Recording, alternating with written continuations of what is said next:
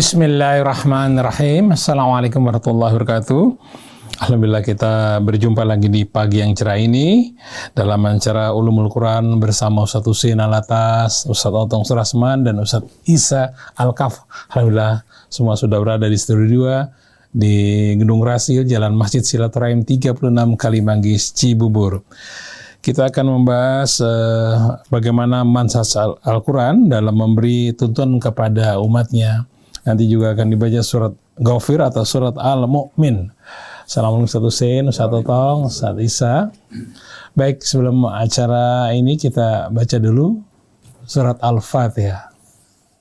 A'udzu billahi minasy syaithanir rajim.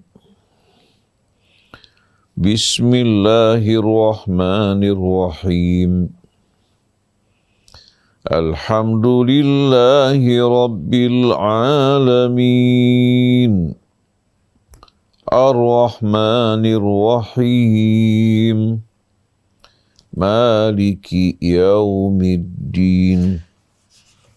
Iyyaka na'budu wa iyyaka nasta'in. Ihdinas siratal mustaqim. صراط الذين أنعمت عليهم غير المغضوب عليهم ولا الضالين.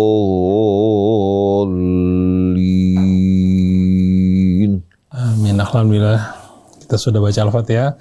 Mudah-mudahan Allah mau memberikan kemudahan bagi kita untuk memahami apa-apa yang disampaikan oleh guru-guru kita.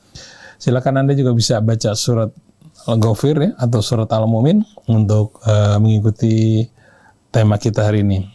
Itu janji Allah kepada orang-orang yang beriman dan juga untuk keluarganya. Pada saat ini kamu bisa ke Isa dulu atau Totong dulu? Totong dulu. Assalamualaikum warahmatullahi wabarakatuh. Waalaikumsalam. Innal hamdalillah wassalatu wassalamu ala Rasulillah Muhammad ibn Abdullah wa ala alihi wa sahbihi wa mawala la haula wala quwata illa billah ma ba'du.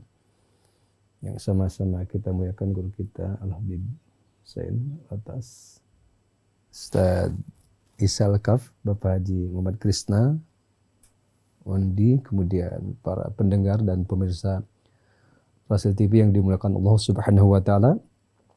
Alhamdulillah Rabbil Alamin, di pagi hari ini kita dapat berjumpa kembali pada kajian yang sangat urgen ya, yang sangat luar biasa, yaitu Ulumul Quran, sebuah ilmu yang melihat membedah Al-Quran dari berbagai macam sisinya, termasuk pagi ini akan membedah surah Ghafir atau surah Al-Mu'min, di mana pada surah tersebut diberikan sebuah informasi bahwa para malaikat ya di arsy selalu ya bertasbih kepada Allah Subhanahu wa taala. Juga ada yang sangat menarik, sebuah informasinya itu bahwa para malaikat itu mendoakan kepada orang-orang yang beriman agar mendapatkan ampunan dari Allah Subhanahu wa taala. Juga yang menarik itu doanya itu akan dikumpulkan bersama ya.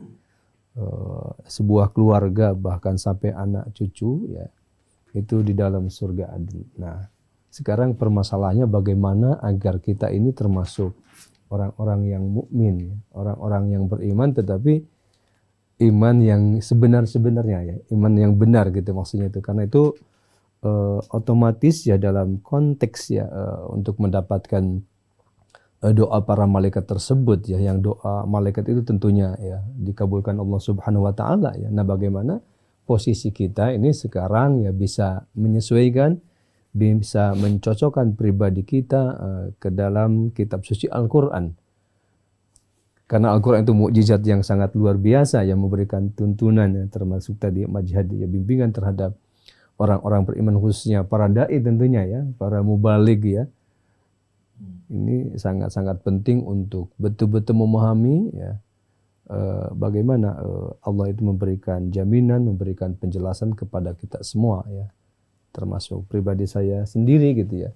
Kita terus berupaya menggali kitab suci Al-Quran dari berbagai macam aspeknya, karena untuk mendapatkan ya hakikat keimanan kita kepada Allah yang sebenarnya. Ya. Nah, salah satu contohnya itu yang akan dibacakan secara tuntas oleh guru kita Al-Habib Hussein. Para pemirsa ya bisa buka surah Ghafir ya atau surah Al-Mu'min ya. Kita coba renungkan ya supaya betul-betul bisa memberikan nasihat kepada kita semua, siapapun kita, apapun posisi kita, apapun jabatan kita. Andai kata posisi kita semua ya sebagai orang yang beriman ya, yang imannya tentunya yang iman yang mantap ya, bukan hanya iman dalam ucapan saja tetapi dengan perbuatannya ya. Andai kata kita itu ya mempunyai posisi yang bagus ya, yang baik dengan keimanan yang kuat ya, tentunya akan memberikan kontribusi yang lebih baik untuk kebaikan-kebaikan ya. Salah satu contohnya itu misalkan doa Nabi Ibrahim itu juga ya dalam Al-Baqarah ayat 128 ya.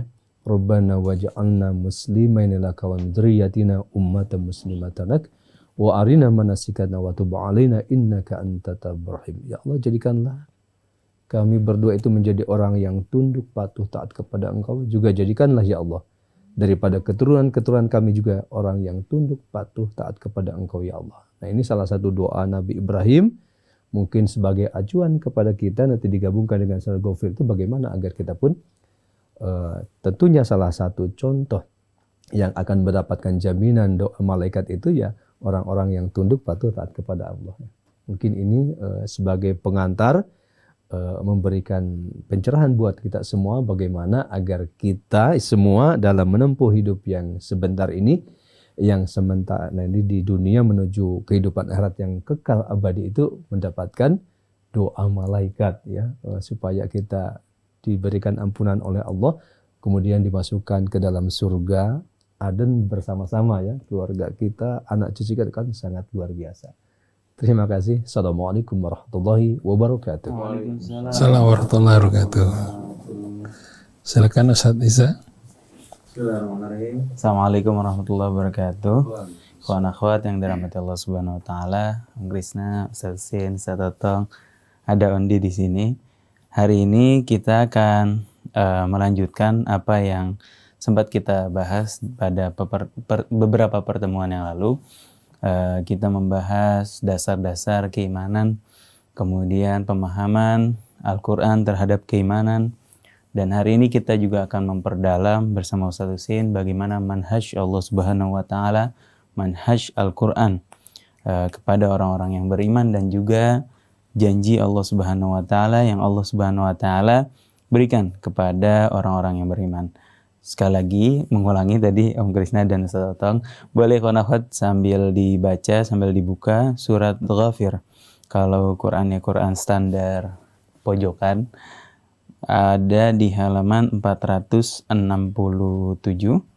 surat Ghafir, berada di juz 24. Di sini nanti insya Allah kita akan membahas beberapa ayat yang Allah Subhanahu wa taala turunkan kepada kita mengenai bagaimana manhaj, atau kalau manhaj itu artinya jalan, tuntunan atau petunjuk yang Allah Subhanahu wa taala berikan kepada kita sebagai orang-orang beriman, untuk kita bagaimana mendalami, menanamkan keimanan kita, ikhwan akhwat yang dirahmati Allah, kepada Allah Subhanahu wa taala. Tanpa berpanjang kata, ikhwan akhwat, mari sama-sama kita dengarkan penjabaran dari Ustaz Husin bin Hamid Al-Attas. Silakan Ustaz. A'udzu billahi minasyaitonir rajim. Bismillahirrahmanirrahim. Alhamdulillahi rabbil alamin. Ya Rabbana lakal hamdu kama yanbaghi li jalali wajhikal karim wa li 'azimi sultanik. Subhanak la nuhsi thana'an 'alaika anta kama athnaita 'ala nafsik. Falakal hamdu hatta tarda wa lakal hamdu idza radit wa lakal hamdu ba'da ridha. Allahumma salli 'ala Muhammadin wa ali Muhammad. Allahumma atina min 'indika rahmah وعلمنا من لدنك علما نافعا وانفعنا بما علمتنا اللهم إنا نعوذ بك أن نضل أو نضل au nazila au nuzal au nadhlima au nudlama au najhala au yujhala alaina. Amma ba'du, ikhwan akhwat pendengar pemirsa, kaum muslimin dan muslimat, kepada seluruh keluarga besar umat manusia yang berasal dari ayah ibu yang sama, yang sama-sama menghadapi ujian dan cobaan dalam kehidupan dunia ini. Semoga Allah Subhanahu wa Ta'ala senantiasa membimbing, menuntun, mendampingi kita dalam perjalanan hidup ini agar tidak tersesat, tergelincir, dan terpedaya oleh tipu daya syaitan sebagaimana yang kita lihat, kita saksikan betapa banyak manusia yang masuk dalam perangkap-perangkap syaitan. Pada mereka orang-orang yang diberikan ilmu, yang berpendidikan tinggi, tapi sayang, sungguh sayang, mereka tak berdaya di hadapan tipu daya syaitan. Jalan satu-satunya bagi kita untuk terjaga, terlindung dari syaitan hanya dengan berlindung kepada Allah, beribadah padanya, dan berjalan di atas bimbingan dan tuntunannya. Ustadz Otong Surasmani yang dirahmati Allah, Ustadz Ahmad Isa, Ustadz Isa bin Ahmad Taufik, Ustadz Muhammad Krisna Ondi, serta seluruh kerabat kerja di studio, seluruh keluarga besar Radio Silaturahim. Salamullahi alaikum jami'an warahmatullahi wabarakatuh. Ikhwan akhwat yang dirahmati Allah. Allah Subhanahu wa Ta'ala turunkan kitabnya yang begitu agung, mulia, terjaga, terpelihara kesuciannya, bukan hanya sekedar untuk kita baca, bukan hanya sekedar untuk kita nyanyikan dengan irama yang indah, tapi tujuan utamanya agar kita mengambil petunjuk dan hidayah dari kitab yang Allah turunkan. Siapa yang mengikutinya berarti dia berada di bawah naungan, bimbingan, dan petunjuk Allah. Yang menolak untuk mengikutinya berarti dia terlepas dari jaminan dan naungan Allah. Cobaan dalam hidup ini berat. Dengan ilmu kita, dengan akal yang Allah berikan, tak akan mungkin cukup untuk dapat lulus menghadapi cobaan-cobaan dalam hidup ini.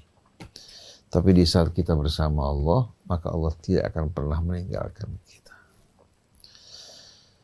Oleh karena itu, wajib bagi setiap mukmin dan mukminah, muslim dan muslimah betul-betul untuk berhubungan langsung dengan Al-Quran. Bukan hanya melalui orang lain yang menyampaikan kepadanya, tapi dia wajib betul-betul untuk membaca Al-Quran dan sesuai dengan kemampuannya memahami isinya. Apabila ada yang tidak jelas, dia bisa bertanya pada orang-orang yang berilmu. Dan setiap manusia punya kemampuan tersebut. Karena Allah la yukallifullahu nafsan illa wus'aha. Dan ayat-ayat Quran bahasanya sebenarnya amat mudah dan indah.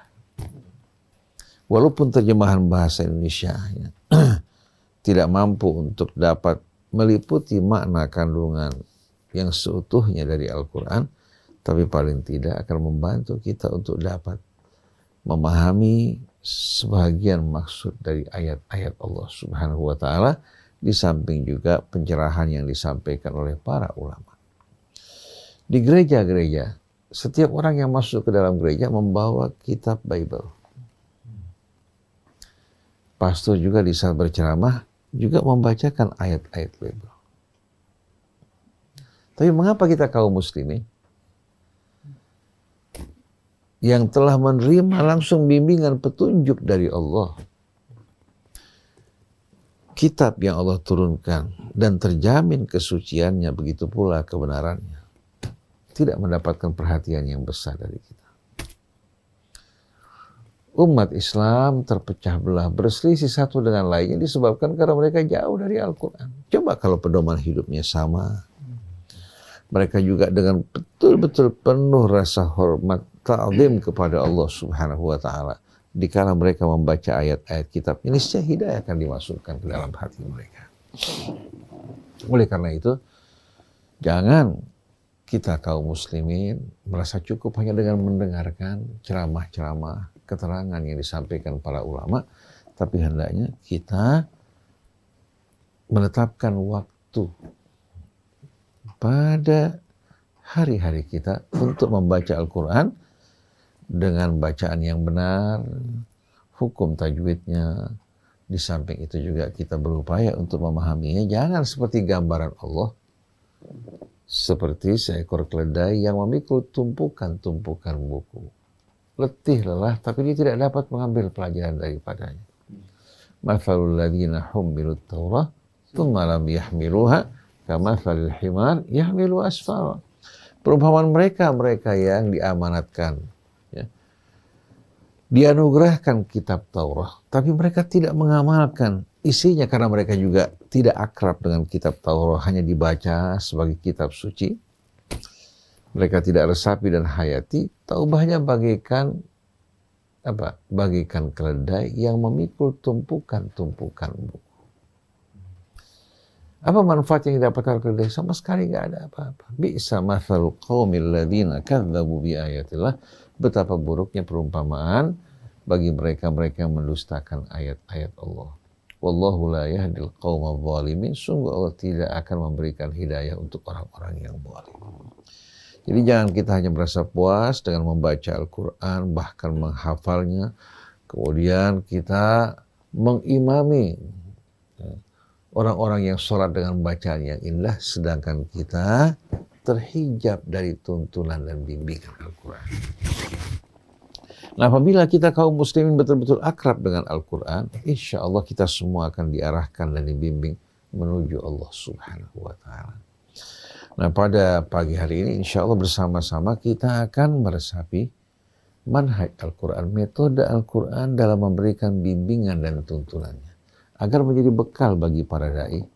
Kalau mereka bertanya bagaimana kita menyampaikan dakwah dan risalah Allah, cara yang terbaik kita mengikuti bimbingan dan petunjuk Allah yang Allah berikan untuk Rasulnya. Karena Quran bukan hanya menerangkan untuk kita pokok-pokok dari agama kita, tapi juga menjelaskan kepada kita manhaj dan metode bagaimana kita mengajak dan menyampaikan risalah Allah. Jangan seperti sebahagian kita, karena ingin membuat orang tertarik, kita isi dengan humor, dengan tawa, bahkan kata-kata yang kotor. Akhirnya yang diserap oleh masyarakat bukan petunjuk Allah, tapi yang diserap humor-humornya. Ada sebahagian lagi dalam menyampaikan hidayah petunjuk Allah dengan muka yang menyeramkan, dengan bahasa yang kasar, mencaci, memaki, kegemaran mereka untuk mengeluarkan orang dari surga, memasukkan ke dalam api neraka. Ini bukan manhaj Nabi kita Muhammad SAW. Nah, kita akan baca surat Ghafir, dimulai dari ayat pertama. Pertama kita akan baca dengan tartil terlebih dahulu. Dari ayat pertama hingga ayat 9. A'udzu billahi minasy syaithanir rajim. Bismillahirrahmanirrahim. Hamim. Tanzilul kitabi minallahil azizil alim.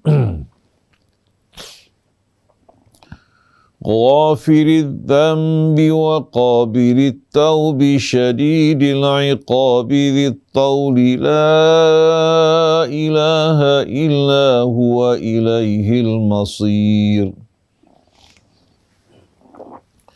Ma yujadilu fi ayatillahi illa alladhina kafaru fala yaghrurka taqallubuhum fil bilad.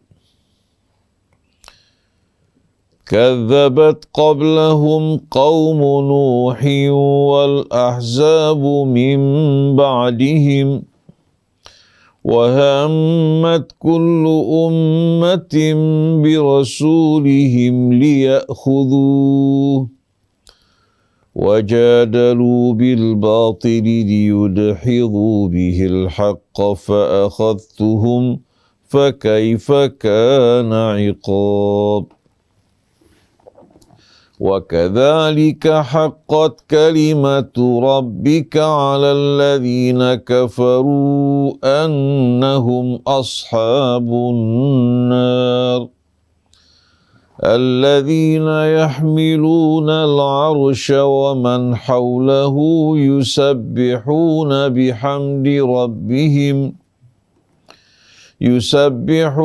بحمد ربهم ويؤمنون به ويستغفرون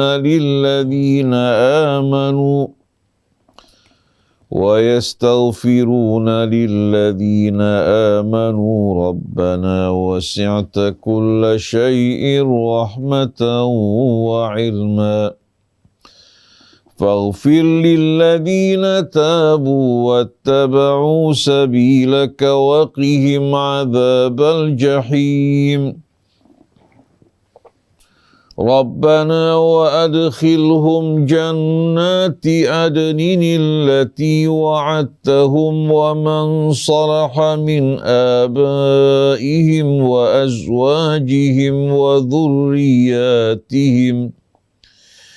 إنك أنت العزيز الحكيم وقهم السيئات ومن تق السيئات يومئذ فقد رحمته وذلك هو الفوز العظيم صدق الله العظيم صدق الله العظيم وصدق رسوله الكريم أعوذ بالله من الشيطان الرجيم بسم الله الرحمن الرحيم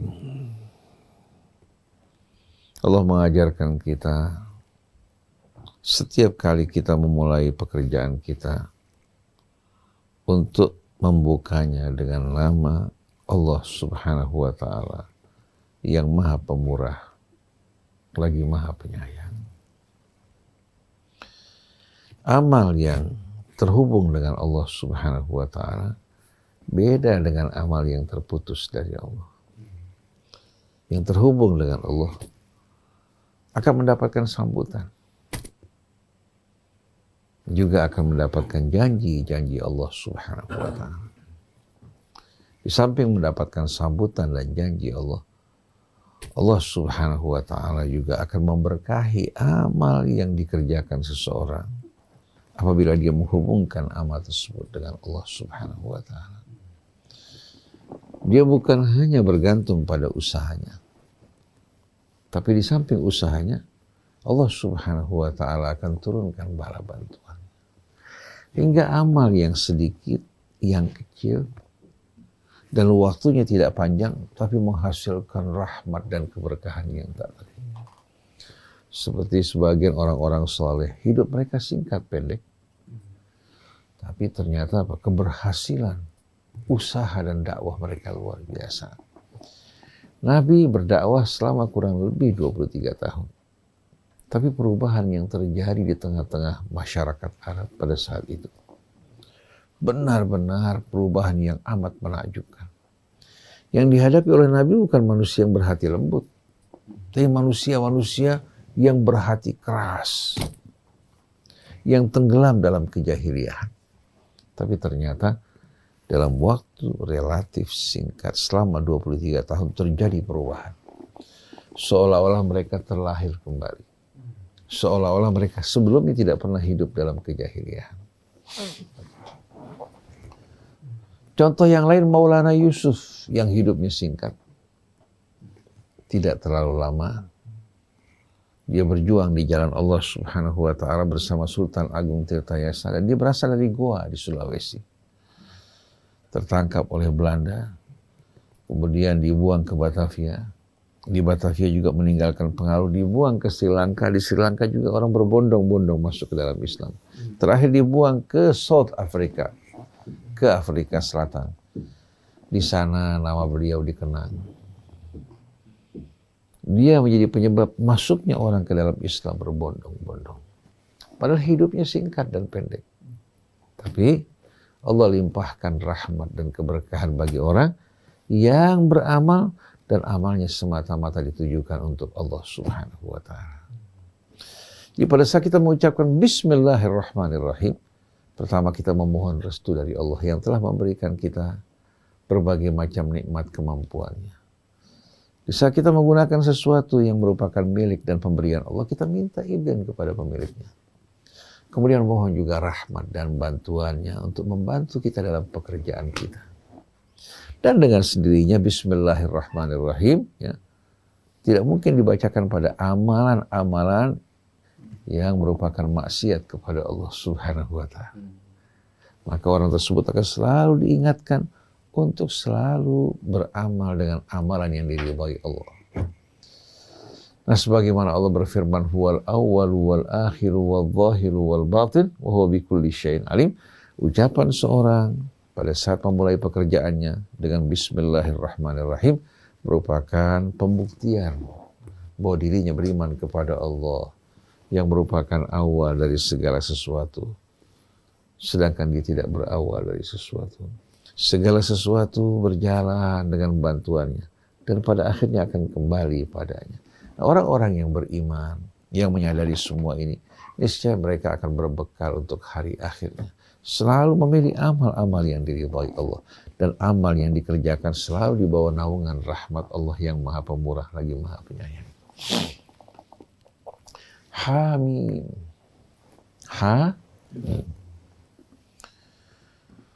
Huruf-huruf semacam ini yang dikenal dengan huruful muqatta'ah terdapat pada sebahagian surah Makkiyah, terdapat juga pada sebahagian surah Madaniyah.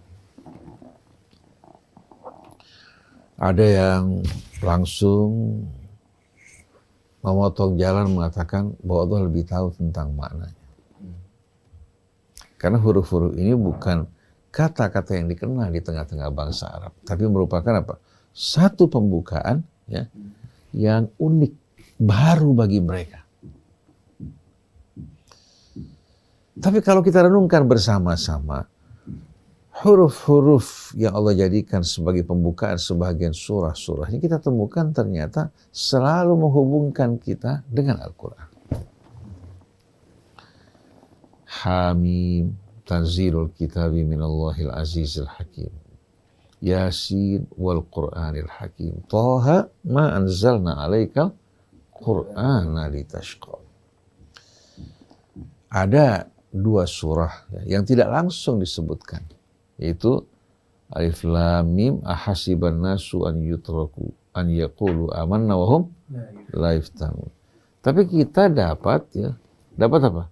Dapat menyamakan dengan ayat-ayat yang serupa yang dimulai dengan Alif Lam Mim. Begitu juga Alif Lam Mim ghuribatir rumu fi adnal ardi wa hum min ba'di ghalabihim.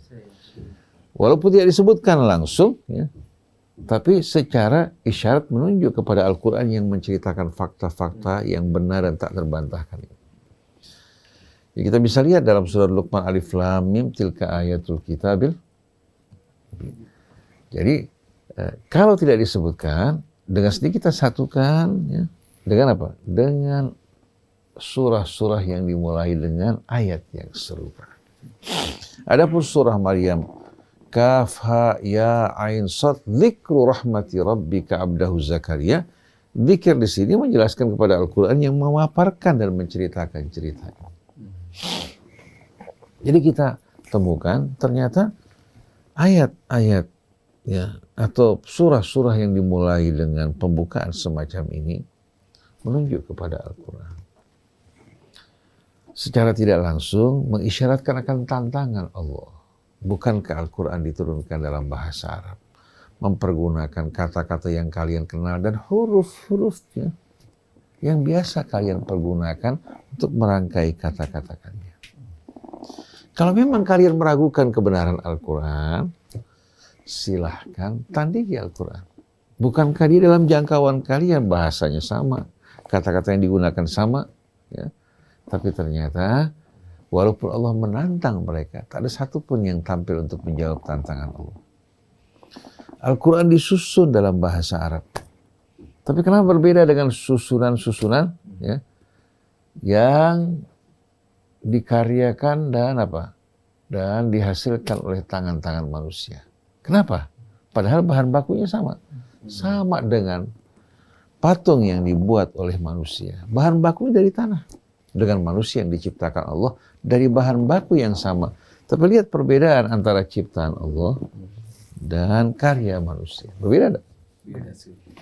Begitu juga kitab Allah yang diturunkan dalam bahasa Arab ini. Allah memilih bahasa Arab sebagai bahasa kitabnya.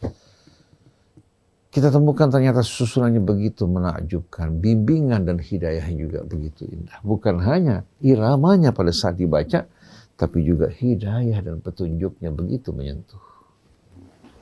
Jadi Hamim, Tanzilul Kitabi Minallahil Azizil Alim. Sesungguhnya kitab ini, yaitu Al-Quran, diturunkan dari sisi Allah. Al-Aziz yang maha perkasa, Al-Alim yang maha mengetahui. Allah menunjuk kepada Tuhan yang menciptakan langit dan bumi. Tuhan yang menetapkan dan mengatur hukum-hukumnya, yang memelihara keseimbangan, keharmonian di alam raya, termasuk kita semua manusia yang diciptakan Allah Subhanahu wa Ta'ala. Dan bagaimana Allah memelihara, menjaga keseimbangan ya, jasmani kita.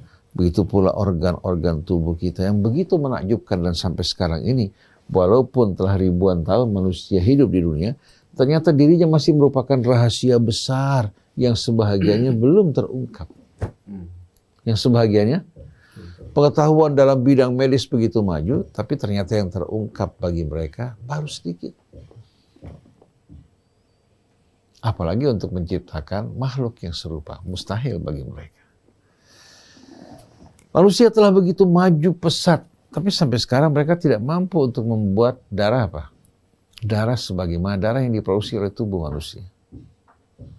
Kalau produk manusia kan sudah tidak relevan, ketinggalan zaman. Tapi apa yang diciptakan Allah selalu, hadirin sekalian, berada di atas zaman, di atas makan dan tempat.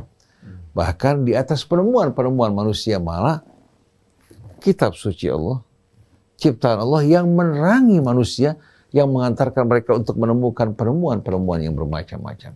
Terciptanya pesawat helikopter, mereka belajar dari capung. Pesawat udara juga dari burung-burung yang terbang. Bahkan ciptaan Allah lebih canggih. Mereka tidak membutuhkan runway untuk take off maupun landing. Mereka bisa landing di atap-atap rumah dan di pohon-pohon. Dan di saat mereka melakukan manuvernya begitu indah. Betul tidak? Jadi kita harus memahami bahwa ciptaan Allah, ilmu Allah berbeda dengan apa yang ada pada manusia. Jadi jangan dengan sombong mengatakan, ini kitab Allah diturunkan pada masa-masa jahiliyah. 14 abad yang lalu. Bagaimana mungkin relevan untuk saat ini? Ya karena kamu menganggap Allah Tuhanmu sama dengan kamu. Sama dengan apa? Dengan manusia dalam pengetahuan maupun kekuasaan. Maka Allah tegaskan di sini, kitab suci ini diturunkan dari sisi Allah. Tuhan kalian, pencipta kalian. Pencipta seluruh alam semesta yang maha perkasa lagi maha tahu. Bukti keperkasaannya, saksikan alam raya yang begitu dahsyat. Semua di bawah kendali Allah. Bukti akan ilmunya, semua di langit maupun di bumi ditata dengan ilmu. Ilmu yang amat menakjubkan. Jantung manusia saja mengandung ilmu dan rahasia yang besar. Kedua ginjal manusia juga mengandung rahasia dan ilmu yang begitu dahsyat. DNA manusia juga mengandung rahasia yang besar. Apalagi yang membuat kita merasa ragu? Setelah itu, Ghafirid Dzamb. Kita dengarkan coba nama-nama Allah yang menggambarkan sifat-sifat keagungannya. Dia, ya, walaupun maha perkasa lagi maha tahu, walaupun dia satu-satunya penguasa pencipta di alam raya ini, yang maha kuasa, dia tidak pernah berbuat aniaya. Bahkan dia amat pemurah. Sebagaimana yang kita ucapkan Bismillahirrahmanirrahim, dibuktikan bagaimana kesabaran Allah, kemurahannya terhadap manusia yang ingkar padanya. padahal dia berhutang dengan seluruh hidupnya kepada Allah. Maka Allah Subhanahu wa taala dengan penuh sentuhan menjelaskan ghafiridz dzambi. Dia adalah pengampun dosa. Qabilit taubi, dan dia juga menerima taubat orang-orang yang datang kembali padanya. Dia menyambut taubat orang-orang yang datang kembali padanya. Kata taub diambil dari taba yatubu yang artinya raja'a yarji'un. Orang yang tadinya tersesat meninggalkan Allah, begitu datang kembali pada Allah, Allah tidak akan mengusir atau mengejek dirinya. Allah akan menyambut kehadirannya. Syadidil iqab, tapi dalam waktu yang sama dia juga maha pedih siksanya bagi mereka-mereka yang ingkar, yang menyombongkan diri, yang melakukan kerusakan dan tidak menyadari perbuatannya serta kembali kepada Allah sebelum kesempatan berakhir. Jadi kita lihat ya bagaimana manhaj Allah. Pertama menjelaskan kitabnya yang berasal dari dirinya yang maha perkasa lagi maha tahu. Lalu Allah Subhanahu wa taala membuka pintu ampunannya bagi mereka yang berdosa. Begitu juga menyambut orang-orang yang datang bertaubat padanya. Tapi untuk yang ingkar sombong, yang tetap dalam kekafiran melakukan kerusakan, Allah maha pedih siksanya bagi mereka. Dzit-taul, dialah sang pemilik karunia. Semua yang ada pada hamba-hambanya, semua yang terdapat di alam raya, dialah satu-satunya pemilik karunia, pemilik nikmat, segala kebaikan. Oleh karena itu bila Anda butuh sesuatu, jangan datang kepada selain Allah. Dia tidak menguasai apa yang terdapat di langit maupun di bumi. Datang pada Allah. Oleh karena itu, Allah selalu mengajak kita untuk datang ke hadapannya memohon, berdoa, berlindung kepadanya karena dia yang maha kuasa. Ghafiridzz dzambi qabilit taubi syadidil iqab dzit-taul. Dia maha pedih siksanya, tapi dia juga sang pemilik karunia. Seluruhnya berada dalam tangannya. Biyadihi malakutu kulli syai'. Baik yang di langit maupun di bumi, yang kita kenal maupun yang tidak kita kenal, semua dalam kendali Allah. Biyadihil mulku wa huwa ala kulli syai'in qadir. Kemudian ilaihil masir, la ilaha illahu. Ketahuilah wahai manusia, tiada ilah, tiada Tuhan selain dari Allah. Jadi kemana kalian akan melarikan diri? Kepada siapa kalian akan berlindung bila kalian menentang Tuhan kalian? La ilaha illahu, tiada ilah, tiada Tuhan selain dari Allah. Ilaihil masir, kepadanya semua kalian akan dikembalikan. Ini ayat-ayat singkat, tapi menjelaskan hakikat yang penting bagi kita semua untuk mencerahkan diri kita, untuk menerangi hidup kita, agar tidak salah jalan dan salah memilih Tuhan yang kita sembah. Lalu Allah Subhanahu wa taala menerangkan kepada kita, "Ma yujadilu fi ayatillahi illal ladzina kafaru." Tidak akan ada seorang yang memperdebatkan ayat Allah kecuali orang yang ingkar. Kenapa? Karena ayat Allah begitu jelas. Orang begitu melihat matahari, bulan, bintang-bintang di angkasa. Menyaksikan juga cahaya seiring dengan terbitnya matahari, kegelapan dengan terbenamnya matahari. Menyaksikan alam tumbuh-tumbuhan, hewan, begitu pula satwa di lautan. Di saat dia terbang di udara, di saat dia berlayar di tengah lautan, dia menemukan betapa kecil dirinya, betapa lemahnya. Dia menemukan keajaiban yang tak terhingga di alam raya ini. Semua ini sebetulnya merupakan ayat-ayat yang begitu jelas. Maka tidak ada orang yang membantah, memperdebatkan ayat Allah kecuali orang-orang yang kafir. Apa arti kafir? Arti kafir itu al-jahdu wal ingkar. Orang dikatakan kafir kalau sudah tahu kebenaran kemudian dia menolak untuk menerimanya, itu namanya kafir. Oleh karena itu Allah mengatakan sawa'un alaihim andartahum am lam tundirhum. Jadi innal ladzina kafaru sawa'un alaihim. Orang-orang yang kafir yang sudah tahu kebenaran kemudian menolak untuk beriman, percuma. Sama saja bagimu kau berikan apa? Sama saja bagi mereka, baik kau berikan peringatan atau tidak, mereka tidak akan beriman. Kenapa? Karena mereka sudah tahu kebenaran, mereka menolak untuk beriman bukan karena kebodohan, tapi karena apa? Karena mereka mengikuti hawa nafsu mereka. Berat bagi orang yang terbiasa dalam kezaliman untuk menerima kebenaran.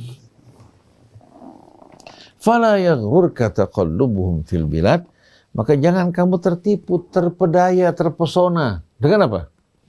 Dengan keberhasilan mereka, kejayaan mereka yang berpindah dari satu negeri ke negeri.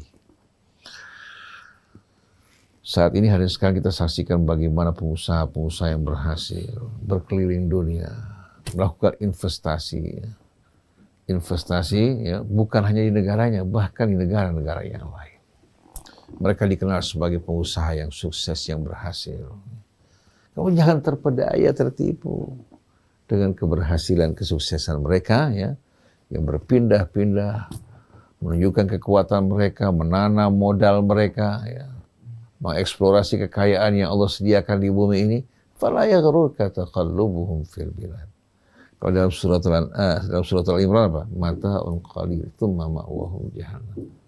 Hanya kesenangan yang kecil sedikit, kemudian tempat kembali mereka api neraka jahanam.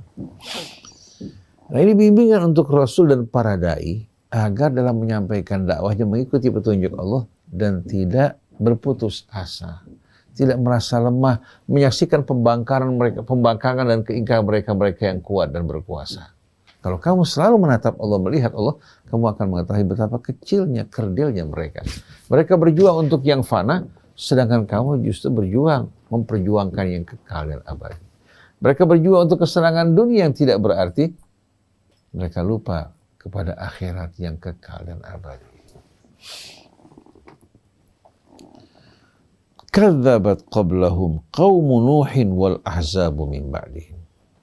Sebelum mereka, sebelum kaum musyrikin Mekah, ya, kaum Nuh, demikian pula umat-umat ya, yang bersekutu, yang sama dalam kepribadian ya, dan cara hidup mereka, mereka telah mendustakan apa? Jadi sebelum mereka, kaum Nuh, begitu pula Al-Ahzab ya, yang bersekutu, yang datang setelah mereka, mendustakan Rasulullah Shallallahu Alaihi Wasallam yang diutus di tengah-tengah mereka, mendustakan ayat Allah Subhanahu Wa Taala. Wahammat kullu ummatin bi rasulihim liyakhudhu, dan setiap umat berencana untuk apa? Untuk melenyapkan Rasul-Rasul yang diutus di tengah-tengah mereka. Karena mereka merasa terganggu mendengarkan peringatan-peringatan yang datang dari Allah. Wajadalu bil batili liyudhidu bihil haqqa fa'akhadtuhum, dan mereka membantah, mendebat dengan cara yang batil, bukan dengan argumentasi, tapi mereka mendebat dengan cara yang batil untuk menggugurkan, melenyapkan kebenaran. Fa'akhadtuhum, maka aku menghukum dan menyiksa mereka. Sebelumnya liya'khudhu, tindakan mereka yang berencana untuk membinasakan, melenyapkan Rasulullah, itu usaha mereka nggak berhasil. Tapi kalau Allah fa'akhadtuhum, menggunakan kata kerja dalam bentuk madhi atau past tense. Artinya apa? Nggak ada satu pun yang kuasa untuk membantah Allah. Allah bukan berencana, tapi langsung menghukum, menyiksa mereka. Nah, siapa yang dimaksudkan dengan Al-Ahzab yang bersekutu? Kalau kita buka surat Shad, ya, buka surat apa? Shad, pada ayat 12-13 Allah berfirman, kadzabat qablahum qaumu Nuhin. Sebelum mereka, kaum Nuh telah mendustakan Allah, mendustakan Rasulnya, mendustakan ayat-ayat Allah. Begitu pula wa Adun wa Fir'aun dzul autad. Kaum Ad, kaum Fir'aun dzul autad, yang mempunyai apa? Pijakan kekuasaan yang kuat. Wa Thamudu wa qaumu Lut wa ashabul aikah. Demikian pula kaum Thamud, kaum Lut, wa ashabul aikah, dan kaum Syuaib. Nah, mereka ini dinamakan ulaikal ahzab, mereka lah orang-orang yang bersekutu. Artinya walaupun zaman mereka tidak bersama, tapi perilaku mereka, cara hidup mereka, pembangkangan mereka sama. Maka dikatakan sebagai umat-umat yang bersekutu menentang Allah dan menentang Rasulnya. Jadi wahai Rasulullah, wahai para ulama, bukan kalian saja yang ditentang dan ditolak. Bukan karena kebenaran yang kalian sampaikan meragukan mereka.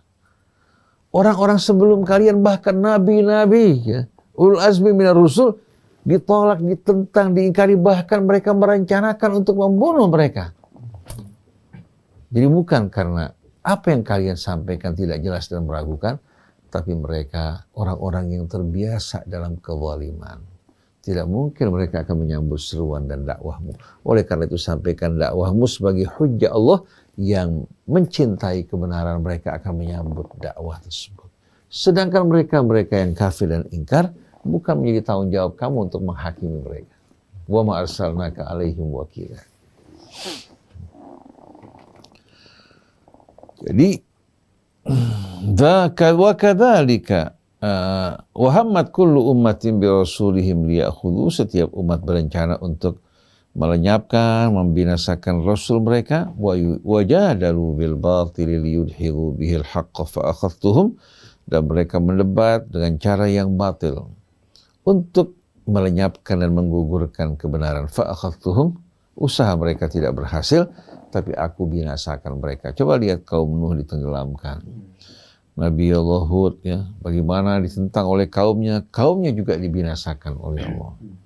Begitu pula kaum Thamud, ya, yang dibinasakan Allah. Nabi mereka Saleh telah menyeru di tengah-tengah mereka. Begitu pula kaum Lut, umatnya yang tenggelam dalam kemaksiatan, dalam perilaku LGBT, diperingatkan mereka, Allah juga hancurkan mereka. Begitu pula yang terjadi pada Fir'aun. Begitu pula yang terjadi pada umat-umat yang lain yang ingkar dan menolak. Wa kadzalika haqqat kalimatu rabbika, demikianlah telah tetap dan pasti kalimat Tuhanmu, alal ladzina kafaru, atas orang-orang kafir, annahum ashabun nar, bahwasannya mereka adalah penghuni api neraka. Tidak akan ada perubahan. Mau dia anak Nabi, mau dia paman Nabi seperti Abu Lahab, mau dia istri Nabi seperti istri Nabi Allah Nuh dan Nabi Allah Lut, ya, mau dia anak kiai ulama, di saat mereka ingkar, tidak ada sama sekali kekebalan bagi mereka. Oleh karena itu, lihat bagaimana Nabi kita dalam menyampaikan dakwahnya. Yang menyambut dakwah beliau kebanyakan orang-orang yang bukan berasal dari keluarganya. Sedikit dari keluarganya.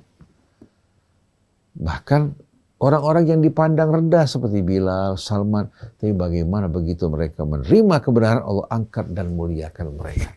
Sedangkan paman Nabi seperti Abu Lahab, Abu Jahal, yang juga merupakan satu kaum dengan Rasulullah, itu kaum Quraisy, ternyata mereka ingkar, Allah jatuhkan mereka. Bahkan Allah Subhanahu wa ta'ala mengabadikan kecamannya terhadap Abu Lahab. Tabbat yada abi lahabi wa tab.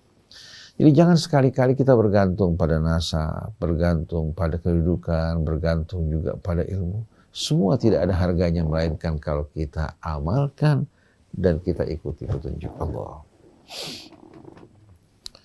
Nah, setelah Allah Subhanahu wa ta'ala, ya, mempergunakan uslub dan metode yang begitu indah, yang berisikan sentuhan, berisikan juga peringatan, Allah Subhanahu wa ta'ala merangsang kita semua melalui himbauannya, melalui contoh, ya, perumpamaan yang Allah ceritakan kepada kita. Begitu juga melalui doa dari malaikat yang ditujukan untuk hamba-hambanya yang beriman. Secara tidak langsung ini kan memberikan apa? Dorongan, motivasi, juga rangsangan bagi kita. Alladzina yahmilunal arsya wa man haulahu. Malaikat-malaikat yang memikul arasy dan malaikat yang berada di sekeliling arasy. Arasy kebesaran keagungan Allah, bukan berarti tempat duduknya Allah. Allah Subhanahu wa ta'ala yang maha suci tidak butuh kepada sesuatu, tapi segala sesuatu butuh pada Allah. Tapi arasy ini simbol dan lambang kebesaran keagungan Allah. Malaikat memikul arasy Allah dan juga berkerumun di sekelilingnya. Apa yang mereka lakukan? Yusabbihuna bihamdi rabbihim. Mereka bertasbih memuji kebesaran keagungan Tuhan mereka. Mensucikan dan memuji Allah Subhanahu wa taala.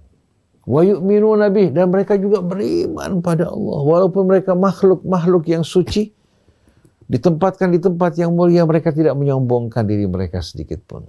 Tapi sebagian kita baru punya uang sedikit, punya kekuasaan, seolah-olah mereka merupakan makhluk istimewa yang tidak terkena sanksi dan hukum. Wa yastaghfiruna lilladzina amanu. Di samping mereka bertasbih memuji Tuhan mereka, beriman kepada Tuhan mereka, mereka juga memohon ampun untuk orang yang bertaubat. Ini kesempatan dari Allah bagi kita kalau kita kembali bertaubat padanya. Rabbana wasi'ta kulla syai'in rahmatan wa ilma. Kita dengarkan doa para malaikat. Wahai Tuhan kami maha luas, ilmumu yang meliputi segala sesuatu, begitu pula rahmatmu. Wasi'ta kulla syai'in rahmatan wa ilma. Engkau meliputi segala sesuatu dengan rahmat dan pengetahuanmu ya Allah. Faghfir lilladzina tabu wattaba'u sabilaka waqihim adzabal jahim. Maka ya Allah, kami mohon ampuni dosa-dosa kesalahan orang-orang yang bertaubat kembali padamu, dan mereka juga mengikuti jalanmu. Waqihim adzabal jahim, lindungi mereka dari azab api neraka jahim. Doa para malaikat. Rabbana wasi'ta kulla syai'in rahmatan wa ilma faghfir lilladzina tabu wattaba'u sabilaka waqihim adzabal jahim. Jadi yang dapat doa dari malaikat yang bertaubat dari dosanya, kembali ke jalan Allah Subhanahu wa taala. Ini kan janji yang amat indah. Gimana dosa-dosa yang lampau? Dosa-dosa yang lampau yang kamu lakukan walaupun seisi bumi ini, kalau kamu bersungguh-sungguh bertaubat sebelum sakaratul maut, mengikuti jalan Allah, Allah akan ampuni dosa-dosa kamu. Coba, kurang apa Allah Subhanahu wa taala terhadap kita? Kemudian Rabbana wa atihim apa? Rabbana wa adkhilhum jannati adnil lati wa'adtahum wa man salaha min abaihim wa azwajihim wa dhurriyyatihim innaka antal azizul hakim. Wahai Tuhan kami. Ini doa malaikat masih. Yes. Wahai Tuhan kami, masukkan mereka ke dalam taman-taman surga yang kekal abadi penuh keindahan. Rabbana wa adkhilhum jannati adnil lati wa'adtahum. Wahai Tuhan kami, masukkan mereka ke dalam surga yang kekal, penuh kebahagiaan dan keindahan yang kau janjikan bagi mereka. Wa man salaha min abaihim wa azwajihim wa dhurriyyatihim. Begitu pula orang-orang yang soleh dari pasangan mereka. Pasangan mencakup suami, mencakup istri. Bisa aja istrinya lebih baik dari suaminya, suaminya beriman tapi istri lebih tinggi. Suami disatukan bersama istri, atau istri disatukan bersama anaknya. Kemudian apa? Wa abaihim wa dzurriyyatihim. Begitu juga satukan mereka ya Allah bersama ayah ibu mereka. Bisa anaknya beriman, soleh, kedudukannya tinggi, si bapak beriman, tapi dalam kedudukan di bawah. Karena anaknya Allah satukan sang ayah bersama sang anak.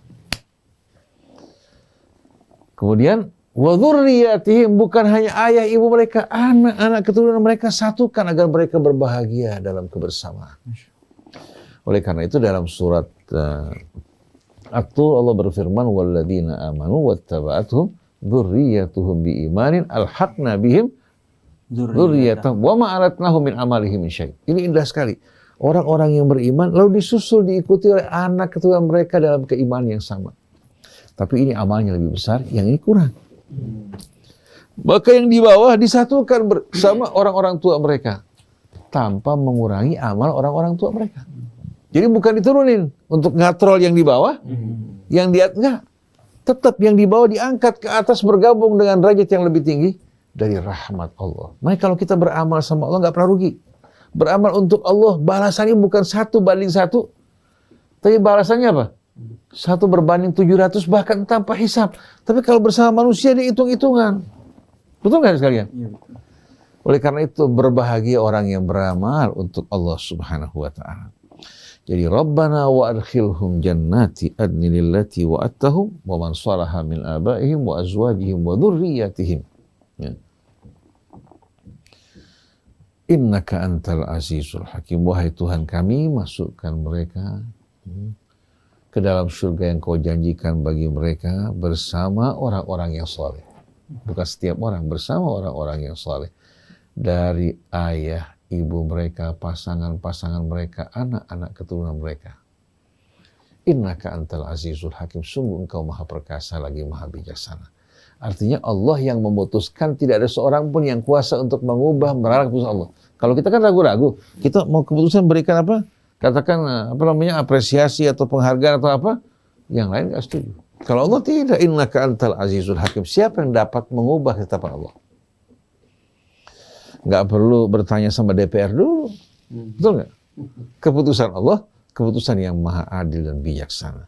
Setelah itu waqihimus sayyi'at. Waqihimus sayyi'at. Wa man taqis sayyi'ati yawma idzin faqad rahimtah. Dan lindungi mereka dari segala keburukan ya Allah. Ini bukan keburukan akhirat aja. Lindungi mereka ya Allah dari segala keburukan. Wa man taqis sayyi'ati yawma idzin faqad rahimtah. Dan siapa yang kamu jaga lindungi ya dari keburukan pada hari tersebut di hari akhirat nanti, berarti orang-orang yang betul-betul menerima karunia rahmat-Mu ya Allah. Jadi di samping dilindungi dari keburukan di dunia, dilindungi juga apa? Dari keburukan di hari akhirat. Dan siapa yang engkau lindungi dari keburukan di hari akhirat, betul-betul orang yang menerima rahmat. Setelah itu, wadzalika huwal fawzul azim. Itulah baru yang dinamakan keberuntungan, kesuksesan yang amat besar. Bukan yang punya 100 triliun, bukan yang punya katakan aset di berbagai macam negara, bukan mereka-mereka yang memiliki istri yang cantik banyak, anak-anak yang membanggakan. Itu semuanya merupakan cobaan dunia. Betul tak? Nah, kalau antum melihat manhaj Allah dalam surat Ghafir ini, ya, manhaj yang amat indah, berpindah-pindah, ya, berpindah-pindah dari uslub ke uslub yang tidak membosankan, ya, dalam menyampaikan hidayahnya. Pertama berbicara mengenai kitabnya yang tidak meragukan, yang diturunkan oleh yang maha perkasa lagi yang maha tahu. Menjelaskan bahwa dirinya yang memberikan ampunan, menyambut taubat orang-orang yang bertaubat. Tapi pada waktu yang sama, dia amat pedih siksanya bagi mereka yang ingkar dan sombong. Sang pemilik karunia yang kuasa memberikan apa saja yang kita inginkan, bahkan lebih daripada apa yang kita inginkan. Tiada Tuhan yang menjadi tandingannya, yang menyaingi semua adalah makhluk-makhluk di bawah kekuasaannya. Dan kepadanya semua akan dikembalikan. Oleh karena itu kamu jangan terpedaya, terpesona menyaksikan orang-orang yang sedang menikmati kekayaan, kesenangan dunia, berpindah dari satu negeri ke negeri, keberhasilan, kesuksesan mereka. Jangan kamu tergiur sedikit pun. Itu hanya kesenangan sesaat. Pada akhirnya mereka akan menanggung derita yang amat berat. Dan Allah tetapkan bahwa keputusan Allah terhadap orang-orang kafir tidak akan berubah. Mereka akan menjadi penghuni api neraka kekal di dalamnya. Lalu Allah berpindah setelah itu mengisahkan bagaimana para malaikat. Ini kan pindah dari uslub ke uslub kan? Namanya apa? Namanya kita lihat ya al-intiqal min uslub ila uslub untuk menghilangkan kebosanan, kejemuan. Di samping berisikan harapan, kabar gembira, diselingi dengan ancaman. Kemudian bagaimana para malaikat ya dengan izin Allah Subhanahu wa taala mendoakan orang-orang yang beriman dan bertaubat kembali kepadanya. Dan doa tersebut doa yang amat indah. Kita patut membacanya juga. Rabbana wasi'ta kulla syai'in rahmatan wa ilma. Ya. Faghfir lilladzina tabu wattaba'u sabilaka wa qihim adzabal jahim. Ya. Rabbana wa adkhilna. Ya. Kita baca kalau itu kita doakan. Rabbana wa adkhilna jannati adnillati wa attana wa man salaha min abaina wa azwajina wa dhurriyyatina innaka antal azizul hakim wa qina sayyi'at.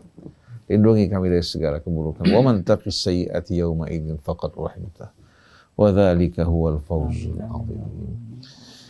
Nah, di sini kita bisa melihat bahwa Al-Qur'an bukan hanya kitab yang berisikan petunjuk ya, tapi juga mengajarkan pada kita bagaimana cara menyampaikan Al-Qur'an. Menyampaikan pesan-pesan Allah, bukan dengan cacian, bukan dengan makian, bukan dengan menutup pintu harapan, membuat orang takut, tapi seperti yang Rasulullah bilang, basyiru wa la tunaffiru, sebarkan kabar gembira Jangan kalian membuat orang lari. Nah, kalau kita lihat ayat-ayat yang berisikan harapan dan ancaman, pada 9 ayat ini mana yang lebih banyak?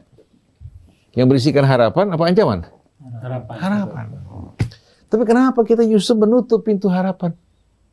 Membuat orang memandang agama ini sebagai apa? Sesuatu yang menyeramkan. Dan Tuhan di mata mereka mirip dengan hantu yang menakutkan. Padahal Tuhan kita yang maha pengasih lagi maha penyayang. Nah, mudah-mudahan ini bermanfaat bagi kita semua, juga bagi para pendengar, bagi para ustadz ya. Kita harapkan mari bersama-sama kita menjalin hubungan yang hangat mesra bersama Al-Quran. Tidak akan rugi sedikit.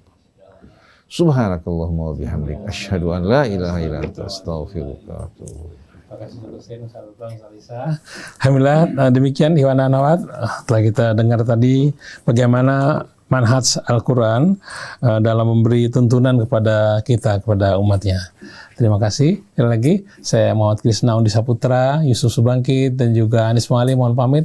Wabillahi taufiq wal hidayah. Assalamualaikum warahmatullahi wabarakatuh.